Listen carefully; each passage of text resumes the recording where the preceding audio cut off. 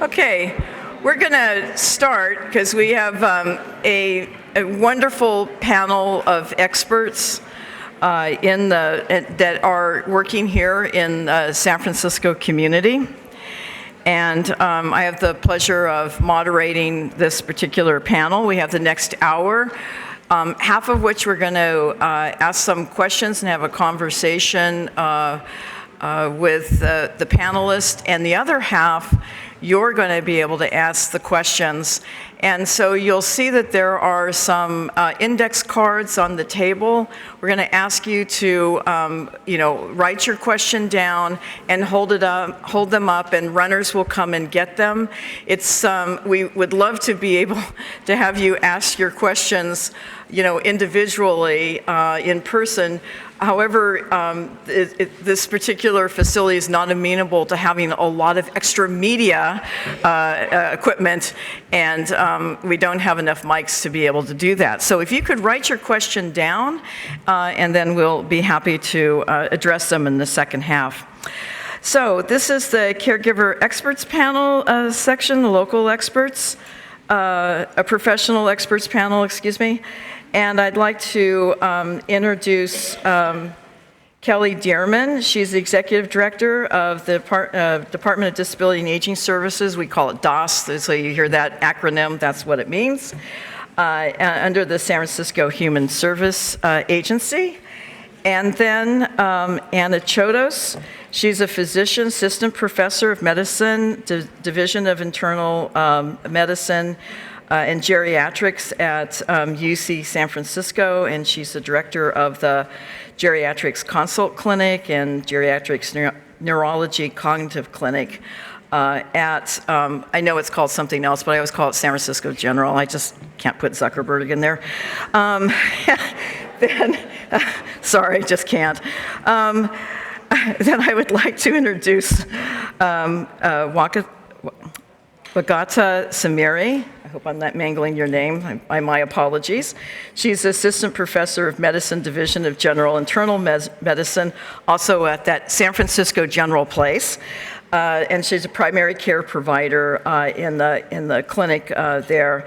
And lastly, at the end of the table is Emily Chum. She's the Director of Social Services for Self-Help for the Elderly, and a particular agency that we work closely with at FCA.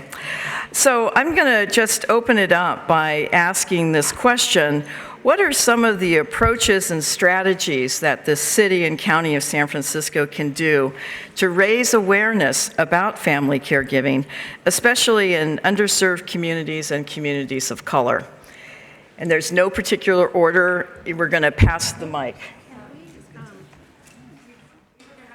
We're going to have them each do a little presentation. Oh, I'm sorry. I'm sorry, I didn't read that far down in the memo. I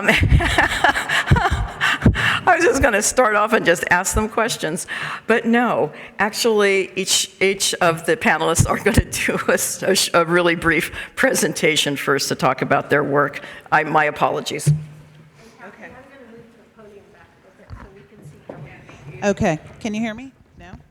Yeah. Can you hear me? Go a little further. No? A little further.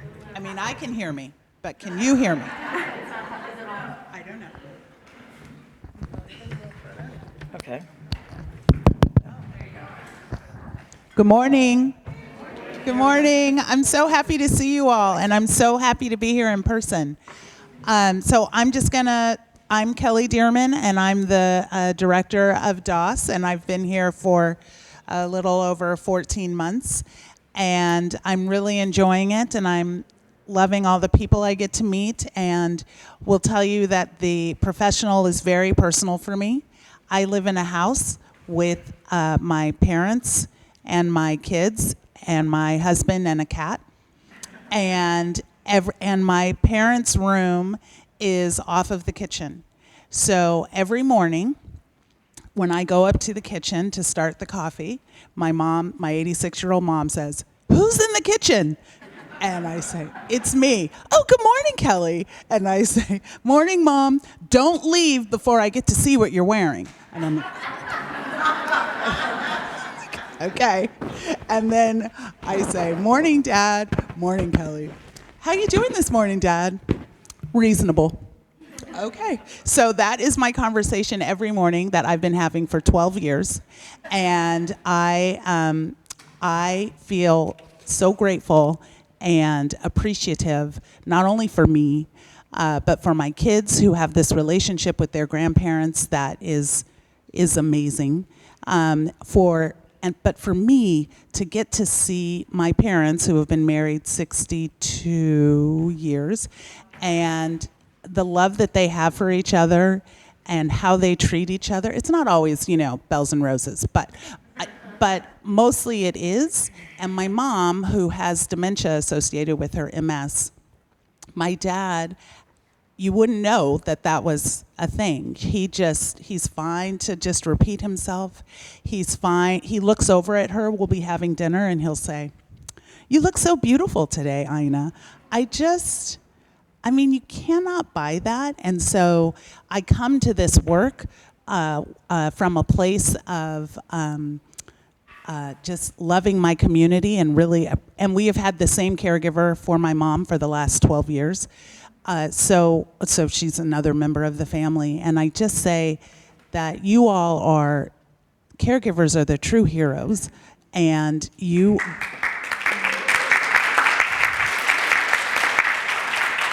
I'm just so appreciative of what you do every day because it's hard. I do caregiver adjacent.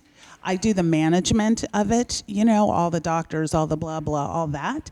But the hands-on care, I don't know how you all are able to do it every day, and I just want to thank you. If you don't hear thanks enough, just know that I said thank you, thank you, thank you. So about DOS, I have to put my glasses on because I can no longer see. So most of you know about DOS, that we're the government agency charged with coordinating services for older adults, veterans, people with disabilities and their families so that we can maximize their safety, health, and independence. We serve 70,000 unduplicated clients throughout our department programs and through our community partnerships. So we have a budget this year of about $483 million. We have 439 employees, and we contract with over 60 community organizations to deliver services.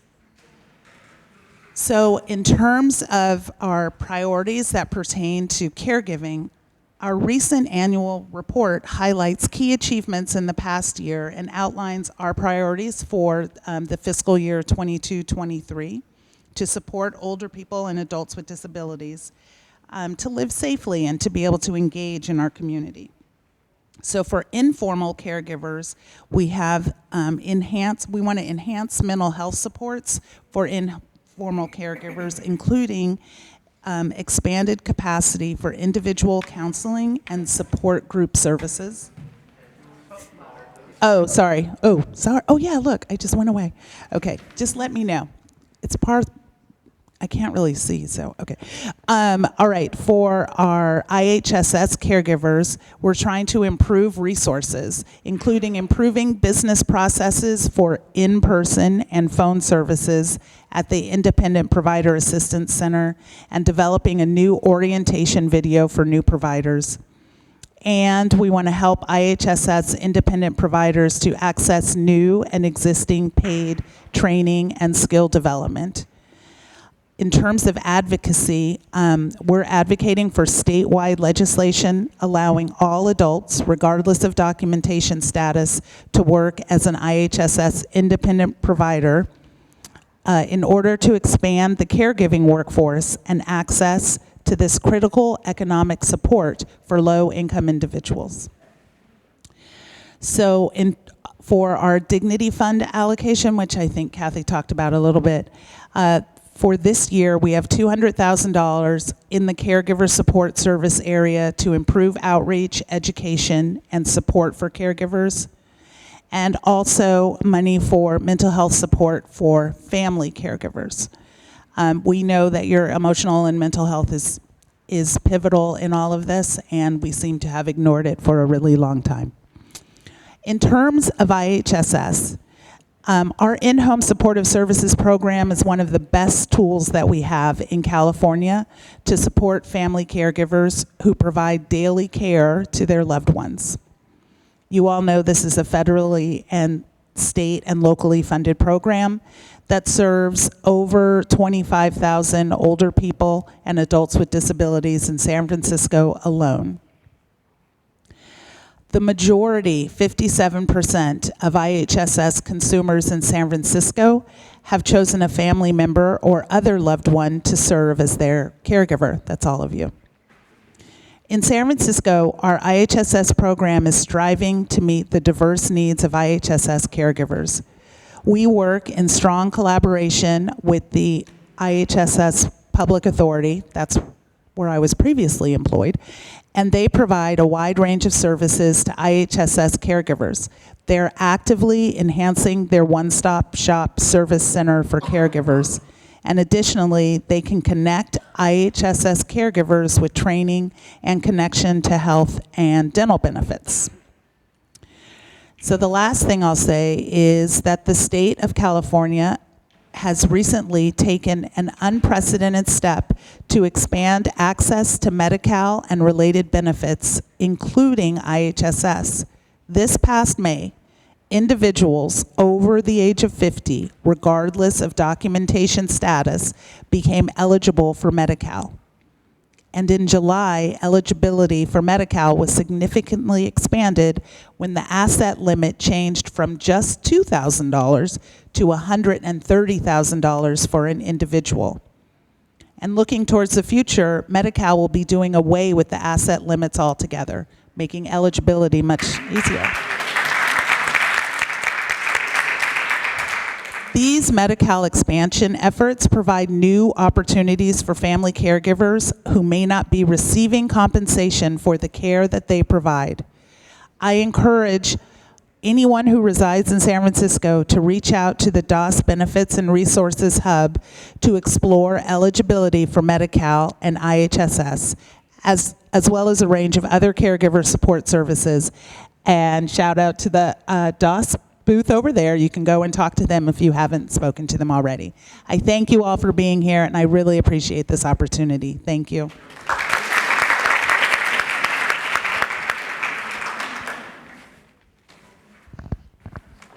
Good morning, everyone. I'm Anna Chodos. Let's see if I can get the volume correct.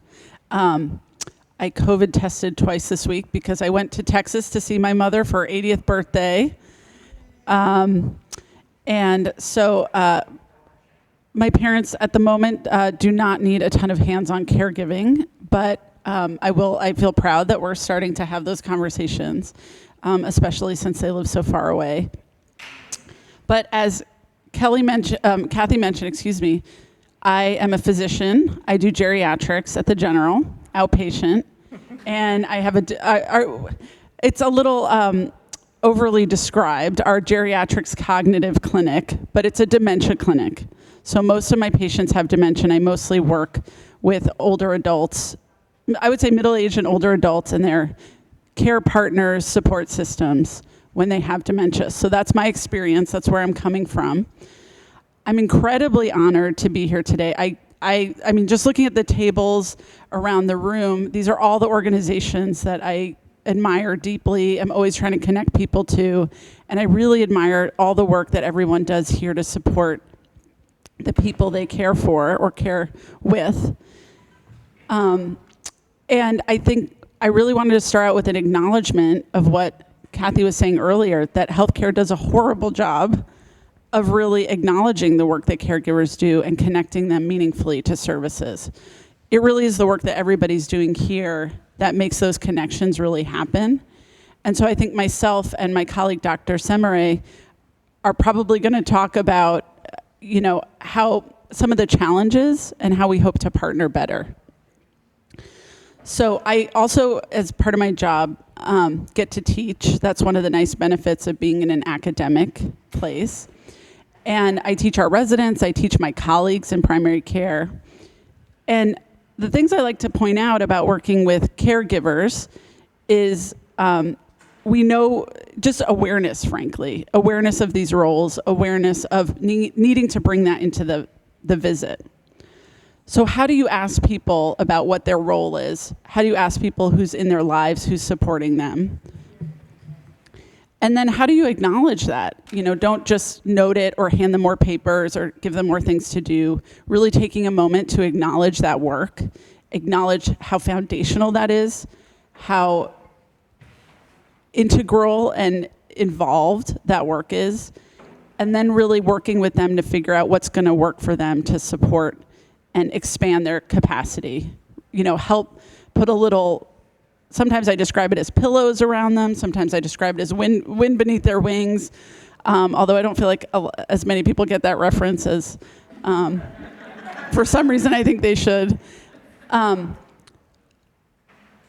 we can't just look at caregivers as a bottomless resource. They need support, they need additional help as well. And so how do we really work with the person to find ways that they can accept and bring additional resources into usually we talk about it as a dyad, like two people, the caregiver and the person who's getting some support. The thing I see time and time again is that caregivers really don't have a lot of bandwidth. I think it really gets to the fact that most people are still working, or the person they're helping to support requires a lot of hands-on support. And in a really great way, they care a lot. In a really challenging way, that means sometimes they won't accept help from other people coming in or other resources. And then I do a lot of acknowledging that in healthcare, I've been really horribly trained to know how to help caregivers. And that I don't have the personal experience as a caregiver, particularly in San Francisco. So I really, every single time I see them, try to encourage them to connect to all these wonderful resources in the community where they can meet other caregivers and meet experts. I don't know, I would be interested to know how you guys feel about what I'm going to say next, but I do encourage caregivers to accept that role as an advocate. Point out to doctors and healthcare providers that you're part of the equation, that you need to be involved in a way that works for you. Because often when I'm training or observing people who are still learning medicine, they're just handing stuff over to that caregiver as if they, understand these ridiculous pieces of paper that come flying out of the computer when a visit is over, with lists and way too many pictures and way too many confusing details. And often the physicians or other members of the healthcare team don't actually know how to work with a caregiver. So it's really okay to speak up and tell them, this isn't going to work for me, or I don't really understand what you're trying to tell me right now. Am I supposed to change the medicine? Am I supposed to not change the medicine? Whatever the case may be, because those healthcare teams I assure you, have no training in how to talk to caregivers. And then finally, I just want to say we are really open at the place that shall be called by the name San Francisco General. We're very open to input, and particularly in the geriatric services. So I very openly encourage you to contact me. But we also have a new program that is a statewide program to serve Medi-Cal patients, where our target is providers and healthcare teams in primary care. It's called Dementia Care Aware, and our website is not perfect yet. It's going to be perfect soon, but it's dementiacareaware.org, and our email is dca@ucsf.edu. Oh, see, there we go. These are good advocates. I commend you. So the email is dca, the letters, like FCA, actually, dca@ucsf.edu. And we're really proud because our core mission is to train primary care to do a better job at detecting dementia early. But we start with something called the cognitive health assessment. And in that very first moment that takes 5 minutes, or so we say, we hope it's really true, they're going to assess the patient's cognition, function, and if there's a support person in their life. So we're starting out right out of the gate saying, this is a foundational aspect of knowing about somebody's cognitive health, because it's how you're going to help work with that person and their support system. And also how to note and document if there's not an informal or formal caregiver or care partner or someone who's helping them with anything. That's a lot of people as well. So then how do we connect people to all of the wonderful resources county by county? So we're trying to do that as well, make it really county relevant. So we welcome your input and your strong opinions. We welcome your cheerleading and any collaboration. But please, I really welcome any connection with you and just want to say thank you again.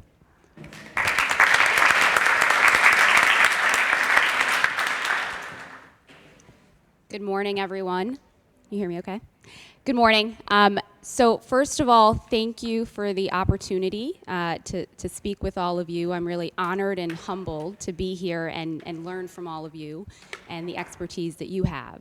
A bit about me and how I come to this space in caregiving. So my family came here to America as refugees from East Africa. Can you hear me? Is that better? Okay, I think I got to get really close to this. So, okay. So we came to this country as refugees from East Africa, and as my parents acclimated to being in America, I think one of the greatest challenges they faced was navigating the healthcare system. And at a young age, when I was about 12 years old, my father suffered a severe stroke, and I was pulled in to be medical interpreter and accompany my father to medical visits when my mother couldn't be there, and help at home. And I remember feeling very overwhelmed by this role, and also very aware of the importance I held in the room, simply by being there, and also by just being able to communicate and speaking English fluently. And I remember thinking, there are other important voices, my father's, my mother's, but she couldn't be there because she was working, and she might not have as much ease in communicating with the doctors and the nurses and the therapists. And so her voice wasn't heard in terms of how she managed diet, cooking at home, lifestyle, and things that were really integral to his recovery. And she also wasn't supported in the ways that she could have been. She wasn't encouraged to manage her own health, her mental and physical health, and to care for herself. And that experience stuck with me for years. And I remember thinking, there have to be ways that we do this better. And it drove my interest in really trying to understand how we support individuals in the healthcare system who face language and cultural barriers, and how we bring their family into the picture. I continue to be a care partner for my parents and help them navigate ongoing medical issues. Fortunately, they are still alive and doing well, but I have found that I do this now, and I come to this as a physician, and I have that advantage and expertise of being an insider that my patients don't have, their caregivers don't have in many instances. And even with that, it's hard. I'm still baffled by many of the things that Dr. Chodos pointed out that we do not do well as a healthcare system in terms of how we prioritize the voice of our patients and their caregivers. I've had to learn how to be an advocate for my parents, but also teach them to advocate for themselves and know when to step back. And that's also something that is an ongoing process for me and is hard to do. And so, as Dr. Chodos mentioned, one of the advantages of being at an academic institution is being involved in teaching and also research. So I have a role in which I'm able to do some research around some of these issues and understand family caregivers. And one of the experiences I've had is in speaking to primary care physicians in different healthcare settings in California, where they're primarily serving racially and ethnically, linguistically diverse populations, many low income, and talk to them about what it's like to engage with patients who have caregivers. And some of the things that we've heard are that they value and see the importance of supporting caregivers, that supporting caregivers is truly the best way to support their patients and improve their health. But even in recognizing that, they feel that they are not equipped, as we've talked about, to do this effectively. And much of that has to do with not having systems in place to recognize and identify the caregiver in the room. How do we start out by saying this person has a caregiver, a support person, and make sure that that's known to all providers, that that's something that's carried through the health record? How do we think about communication in the space of bringing in the caregiver? One of the other areas I work in is thinking about how we use the electronic health record.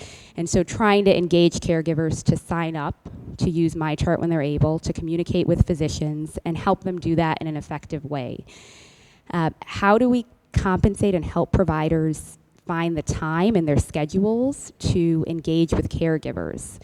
One of the hardest experiences is if, for instance, you're taking care of a patient with diabetes and you've invested all this time into talking to them about how they could manage their diet and how you want to adjust their medications. And several months later, you learn that they don't manage their own diet, they don't manage their medications, and they have a caregiver who does, who hasn't been in the room. So how do we think about interceding early on, supporting doctors, helping them feel comfortable in bringing the caregiver into the conversation, and once they do, feeling equipped to support that caregiver. And I think that is a challenging process. We don't have all the answers. I think that many of you have answers that can help us do that better. And it's something that I hope that we can continue to improve upon in the future. All right.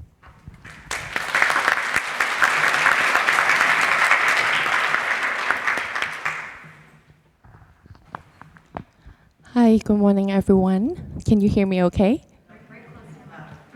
Hello? Is it better? Okay, great. I'm so happy to be here, and after this is the first in-person conference and since the pandemic, and I'm so happy to be here on behalf of Self-Help for the Elderly. So first, a little bit about myself. My name is Emily Chum. I'm the Director of Social Services with Self-Help for the Elderly. We have been supporting caregivers through our that take care of their family members. And the majority of our clients are monolingual in Chinese or very limited in English, who faces challenges on caregiving at different levels. And as an immigrant of myself, I came from Hong Kong. And during my college year, my grandparents, who was very supportive, I always stayed at their house when I was little. I grew up with them. So after I immigrated to here and facing a very difficult family decision, whether they should stay in Hong Kong or they should stay in here. And my grandfather had a stroke. My grandmother is a very tough woman. She's a Chinese doctor and she's a doctor, so she would always take care of all the medical stuff in our house. So at that time we focused on our grandfather, and so we kind of seek for resources in America and see if they should stay in here. But at that time we didn't know much, so we thought in Hong Kong they have better care, so they stayed in Hong Kong. But if I know all the resources as of today that I know, I would really have to have them to stay here with all the resources and assistance that we can have in here. And I know I can be regrets, but I'm here, and hopefully we can provide all the resources and assistance to all the caregivers to your job to make no regrets decisions. So. Since most are the caregiver that we serve facing language barriers, and our family caregiver specialists who are bilingual and also cultural sensitive to not only the language, but also the family dynamics, the culture behind that, and to help them to make the right decisions in different settings. So one of the barriers they face is navigating the healthcare system. And for example, one of the clients that we work with, and she called 911. So she is advocating for her mom and called 911 for her mother. So when the paramedic came, She wasn't able to communicate. She wants to tell everything to the paramedic officer, what happened since when, but she couldn't. And she was so frustrated, so she followed along to the hospital. But the on-site translator wasn't available at that time at hospital. So she was waiting, and she doesn't know what the diagnosis, what they're gonna do. Is that CT scan? Like, what happened? She keeps throwing up, and she got very frustrated. She started to bring on herself. She was so angry that she doesn't speak the language, and she called us right away. So we were able to link her to the on-site translator and also help translate for her. But when she got home, she wasn't able to understand the medication. So we let her know that what that medication was for, and then provide assistance and also emotional support to her. And because most of the caregivers that we serve, not only facing language barrier, but they also are considered low income and work longer hours job, and they usually very unlikely to be able to work from home. So during the pandemic, there's very common to see the multi-generational household in our clients for many reasons, for finance, for easier to take care of under the same household. So then, but then turns out there's a lot of conflicts because of the living arrangement. That there's a lot of self-blame. Maybe like I didn't care enough with my minor children, my nuclear family. I didn't do enough with my parents, and I can totally see the dilemma that they are facing.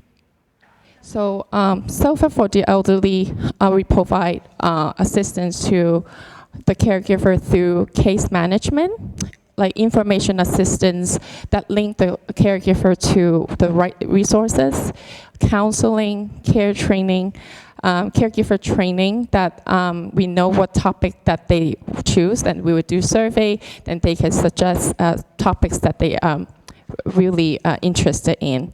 And we also just done field trip to Winchester Mystery House with 30 caregivers. We took a tour bus, and then they were so happy, they were thrilled.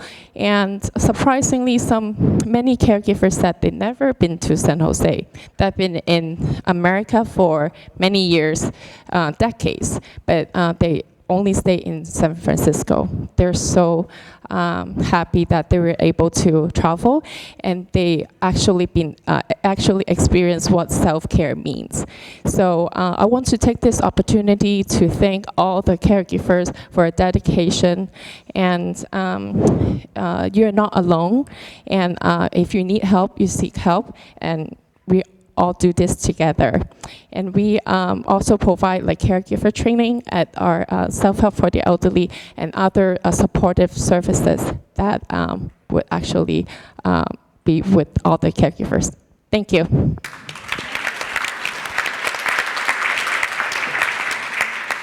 Thank you to the panelists for those excellent presentations. And again, if you have a question, please jot it down on a note card and just hold it up, and somebody will come and get it. And so, because I gave you the first question, I'm not going to ask that question, because you might have been making notes. So instead, I'm going to ask a different question. But I'm going to direct this actually to the physicians on the panel, because you're actually relatively younger. And I wanted to ask you about your medical education, and whether these issues came up in your medical education, and should they have come up, given when we look out, into the future, the future really is oftentimes, is addressing chronic care conditions in general. So to think back on your medical education, or continuing medical education, because everyone needs to, continue education for their license, and it's required. Should there be some sort of requirements that this is woven into their continuing medical education if it wasn't offered during your medical school experience? So could you comment on that, if you have some thoughts about it?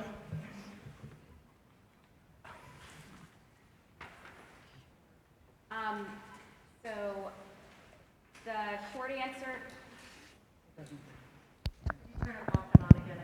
There. Okay. So the short answer is no, this is not covered. And it certainly should be. I would say to the extent that it is, it's usually covered too late. So it's covered in the circumstances of how do we engage family caregivers and support persons at the end of life in conversations around advanced cancer and palliative care. And that's really a tough space to start thinking about these issues. It's not the ideal situation. It's not an effective situation to begin to engage family members and caregivers. And so, yeah, there's not a lot of time spent on this at all in medical education, in training, in residency, and throughout. And we need to find ways to build it into the training and into what we do. And that is a lot of what we hear and what I've heard from other providers and physicians is that they just don't feel comfortable in this space. They also don't know how to navigate the tricky aspects of how you sort of pull together this triangular relationship and how do you kind of move care forward in this space. So I think there's a lot of room for improvement on this. I would just add really quickly, no, again, that there's not really a lot of training. I probably got the most training in geriatrics fellowship. So that was, I did my medical school, I did primary care residency, and then a fellowship, and that's where I really got a little more education. To put it into context, we didn't have any geriatrics education in our medical school curriculum, and the faculty were successful a few years ago in getting I think we had like a week or a few days, and they got a 2-week intensive where they also go now, the students all go, UCSF med students now all go on site to different living situations, and they learn a little more about caregivers. So, but that's UCSF, and I think medical schools in general probably are mostly doing a abysmal job in terms of adding caregivers to the curriculum. For our dementia care aware curriculum, where we're offering CME, so that's a tiny incentive for people to get those continuing education credits. Dr. Semere is developing training for us to put into that curriculum and put out there. So we're going to be heavily promoting that. So, but it is a great question and an important concern. I was just handed a note that there's a Senate Bill 48 by Lyman, that would require all general internists and family physicians to complete at least 4 hours of continuing medical education on dementia every 2 years as part of 50 hours of CME already required by existing law. Yeah, we're aware of this, and we're really happy to support this. So it's going up now? It's passed. I think, unfortunately, that is the bill that started Dementia Care Aware, but it's only for providers who are doing Medi-Cal assessments for Medi-Cal patients who don't have Medicare, which is it's different. All right. Well, thank you for educating us. Mm-hmm. Okay. Yes, California is the only state in the country that has passed a bill requiring that general educators have to have some dementia training. Yeah. That's great. Thank you for that clarification. It takes a village to understand what's going on as well. This is not a question, but I do have to read this. Don't forget. Take care of yourself before you can care for someone else. And the importance of having a sense of humor. I second that entirely. I'd like to just go back and just ask about the getting local here for a moment, the approaches and strategies. The first question I started out with for the city and county of San Francisco to raise awareness about family caregiving, especially in underserved communities and communities of color, and anyone can take a stab at that. I love how the microphone just made its way over here. Okay, so I think we are doing many things. The biggest thing that DOS can do is it's with our partners. It's with all the CBOs out there who have the language capacity, cultural competency, and we are really working together with our community-based organizations to figure out, and it's a conversation that goes on forever, how to reach those who are hard to reach, right? And it's going to be different on every block, and it's going to be different in every community. So what we can do at DOS is we are also trying to partner with those smaller organizations who might not have, these huge resources, but we can offer some technical assistance because they are actually reaching a group that we haven't been able to reach before. So we are doing that. And then for those caregivers and those who need assistance, who are able to walk into the hub, we have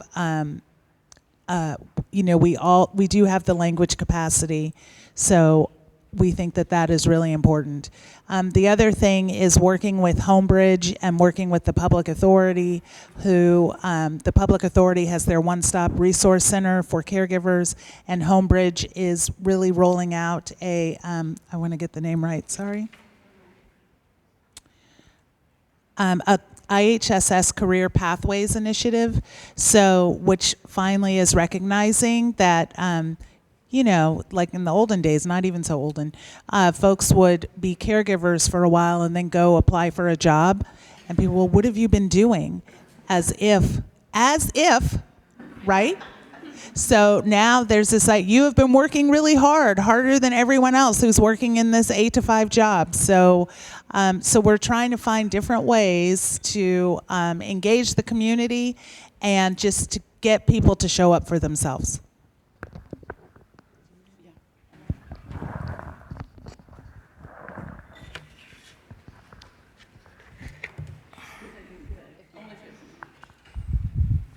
Yeah, so we have, I forgot to mention about the supportive services that we have. And one of the services we have was Senior Escort Services. And it started back in 2021 March, and because of the increase of anti-Asian hate crime, and we realized that the safety is important, and it's heartbreaking to see the attacks target on seniors, and so we provide escort services for seniors throughout the San Francisco, and it doesn't limit to any ethnicity, and any senior or adult with disability will be eligible to the program. So we have received tremendous demand for this service, and we have already helped close to 1,000 unduplicated clients, and thanks for DOS for funded this program.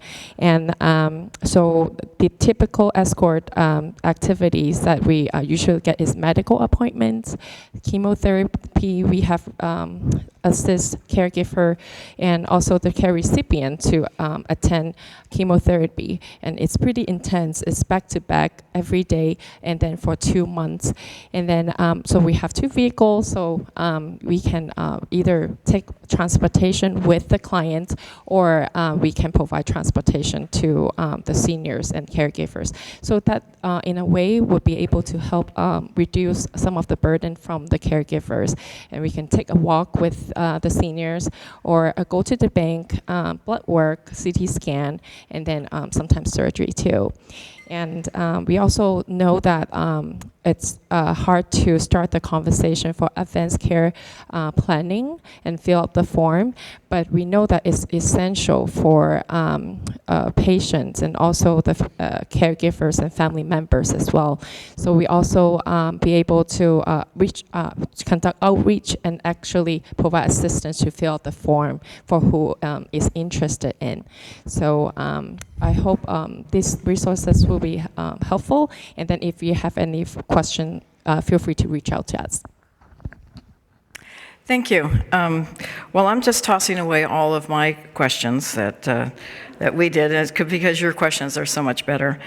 And there's a question that sort of speaks to sort of a larger issue. Caregivers are leaving the city, and what can the city do to help? I'm assuming these are paid caregivers to help family to help the San Francisco caregiver stay in the city. It's really a crisis. We have an enormous workforce shortage right now. For direct care workers. And I'd like to, and I know this is, particularly true. I've chatted with the Homebridge director, Mark, can't remember his last name, Burns, thank you. And he just says, they used to get, 40 to 50, 60 folks walk in looking for work, and they just don't have anyone coming in through their door. So I want to, talk about the workforce shortage, particularly in the direct care workforce, because even if you wanted to hire somebody, there may be nobody to hire. So I don't know, Kelly, if you want to start off the conversation, and we can take it from there.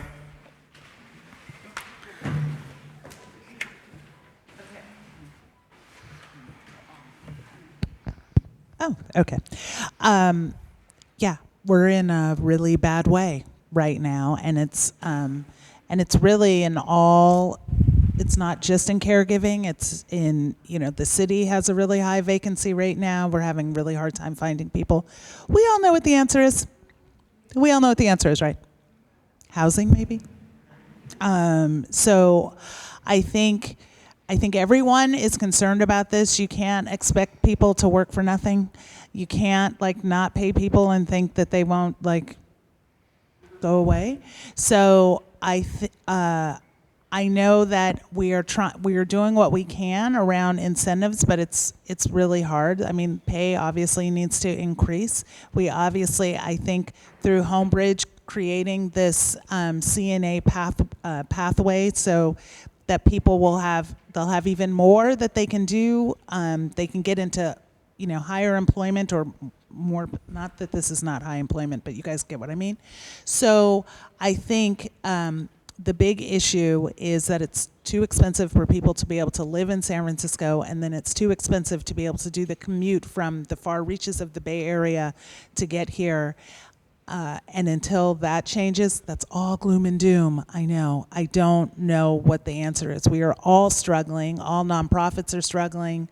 The city is struggling. We can't find caregivers to find people, and we don't talk about it enough, the need for caregivers. So until that happens, we're just all trying to find people and hold on to the ones that we have.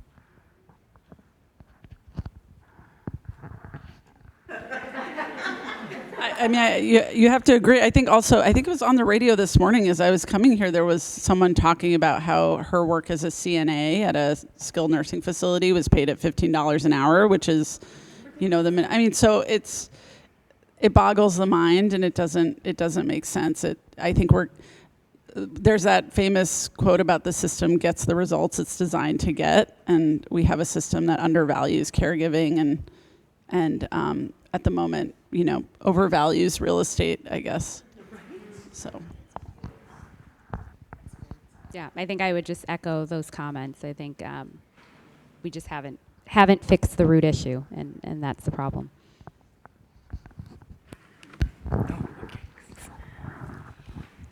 Yeah, I see this trend of getting harder to recruit or hire caregivers.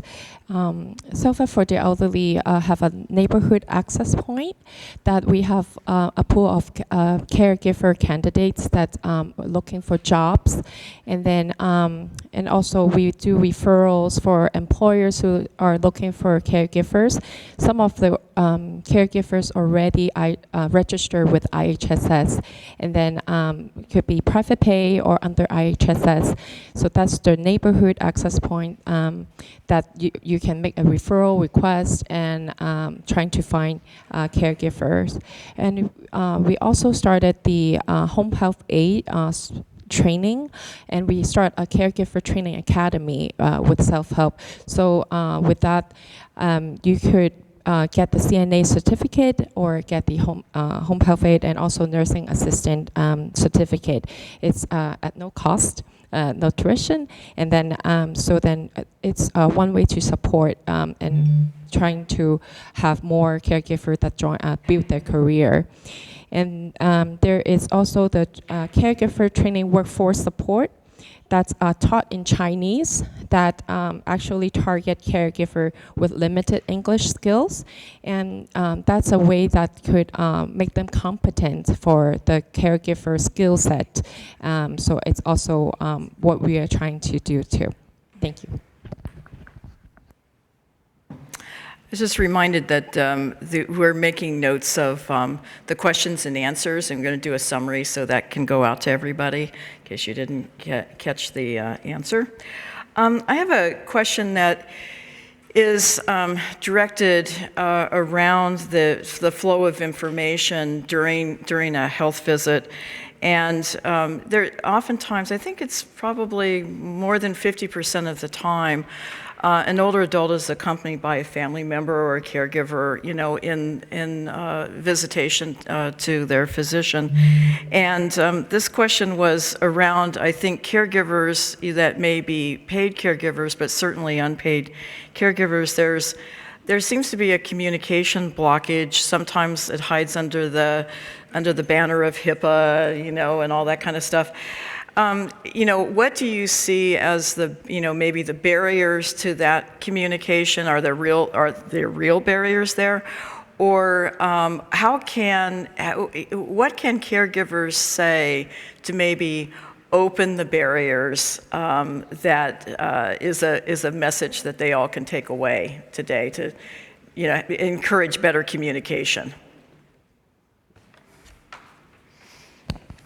Okay, so what I was saying earlier, I would enter a visit and say, hi, I'm so-and-so, and I'm in this person's life in this way. If we finish up the visit, I would like to get the information. I prefer written information. I prefer, if you could do a voice memo, that would be great, so I can listen to it later. I start out visits talking to the patient, asking them who's with them, how should I involve them. Do we want to have the visit together? Do we want to split up? Do we want to do both during the visit? Because I do consults, I have more time, and obviously I've had a little more training and awareness building. But I think most of the doctors you go in to see are going to be utterly clueless, and I say that with love and admiration for all the things their brain is doing the rest of the time, but they're not thinking about it in a structured way. And we have structurally shut out caregivers because all these rules that you point out, that then just confuses everybody. Am I allowed to talk to the person if I don't have express permission or not? And I do work with a lot of folks who bring somebody who they do not want involved actually in their medical care. It's someone who's supporting them to get to the visit, but they're just sitting there because my other coworkers put them in the same room. So I do open up with, how should we be doing this? I think it's just, unfortunately, there's not enough awareness, there's not enough structure. Everybody's winging it. And so I really you have my firm support to just, open up the visit with a declaration of who you are and how you'd like to be involved in the visit, and that will help them. They won't see that. Generally speaking, I would think they wouldn't think that's rude. And or the person who you're with and is you're caring for or supporting that day, do you want them to say that? Do you want to have a plan as you go in there? How are we going to introduce ourselves? So many assumptions are made. So, and it's not intentional. It's just the way human interactions work. So, I don't know. Thank you guys in advance for taking that initiative and helping along your poor medical teams who are really struggling. Dr. Semere said that was good. We also have a comment from an audience member about this particular topic. The simplest solution can be the best. Require any medical appointment scheduling to ask if a caregiver is involved with the patient and can they be available in person or on phone during the visit. Every doctor should see the caregiver name on the patient summary form and ask first in the visit, is this person available? This reduces your vague patient understanding of doctor's directions to improve compliance. So that's another great suggestion. Okay, I'm going to have time for one more question. They're all so good. I'm trying to select between the children here, which one I should read. But here is a question that we actually haven't addressed yet, and that is for older adult caregivers, and also those that actually are without family. And this is a really tough issue to talk about because you may not have a family member present. Have anyone given some thought to how we support communities of care, or however we can put those kinds of communities together?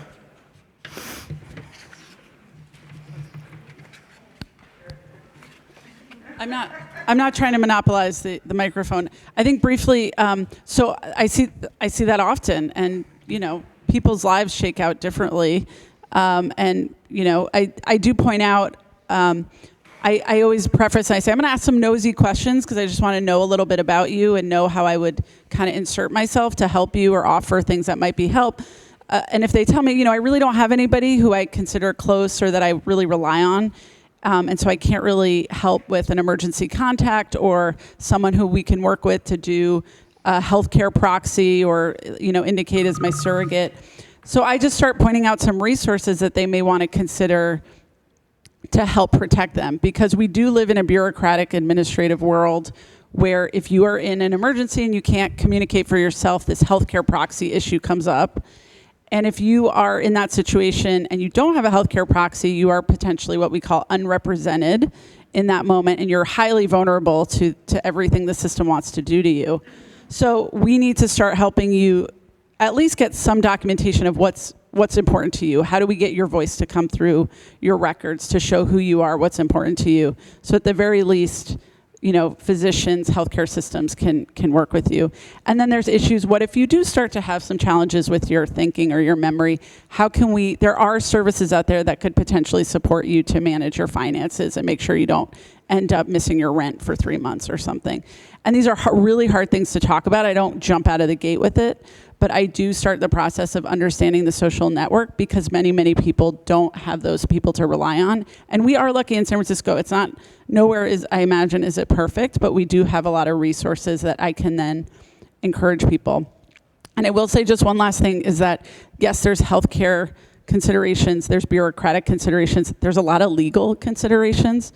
So I start referring to free legal services for older people and medical legal practices, for example, through UC Hastings, because you don't want me doing your financial DPOA or like your financial power of attorney, but I do want you to get that done if that's something that's important. And so, okay, thank you guys. Okay. Just one more wrap-up comment, and that is there's a number of questions about eligibility and what services are available, and that's why we have all of the resources around the room that can answer some of those questions. What does Medicare pay and don't pay for, and how come caregiver expenses are not reimbursed, and so on. And sometimes the answer is a little bit more complicated, and so what I'm going to suggest is we have a wide array of really wonderful resources that know the answers to those questions. And during lunch and breaks and so on, please take an opportunity to go over to the tables and ask those questions and hopefully get some answers that you're looking for. So I want to thank all of the panelists. This has been very wonderful. And I'd like to thank I also would like to thank the Brain Trust in the audience for their contributions. And we're going to move to the next panel. Thank you. Thank you. You guys are wonderful.